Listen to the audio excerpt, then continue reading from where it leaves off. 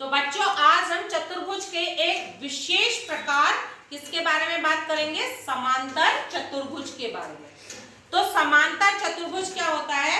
चतुर्भुज क्या है? चार भुजाओं से घिरी हुई आकृति है और उसके चारों कोणों का योग कितना होता है? 360 अंश होता है। अब हम समांतर चतुर्भुज की बात करेंगे। तो इस तरह से मान लीजिए हमने एक समांतर चतुर्भुज बनाया, ये है ए बी सी डी, ये एक समांतर चतुर्भुज है। इसमें सम्मुख भुजाएं क्या है? ए बी के सम्मुख भुजा क्या है? डी सी, और ए डी के सम्मुख भुजा क्या है? बी सी है।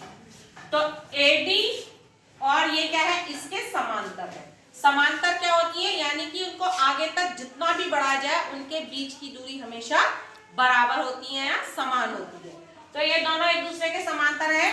तो हम समांतर का निशान कैसे कर सकते हैं? समांतर कैसे डिनोट करते हैं समांतर को? इन दो लाइनों से समांतर को। तो ए बी भुजा, इसमें चार भुजाएं हैं, A B B C C D D. भुजा क्या है?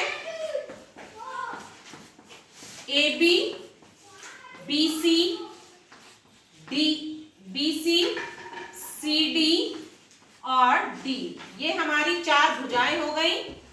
चार कोण हो गए, ए बी सी डी, कोण ए बी सी और कोण डी। तो समांतर चतुर्भुज के लिए कंडीशन है कि ए बी भुजा समांतर होगी सी डी के, और ए डी भुजा, ए बी भुजा सी डी के समांतर, और ए डी भुजा किसके समांतर होगी? बी सी की। ए डी समांतर टू बी सी, ये हमारा समांतर का निशान है। और इनके जो सम्मुख कोण होंगे, सम्मुख कोण जो होंगे समांतर चतुर्भुज में क्या होंगे? बराबर होंगे।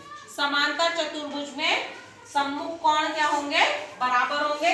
यानी कि कोण ए बराबर कोण सी, कोण डी बराबर कोण बी, ये बराबर होंगे।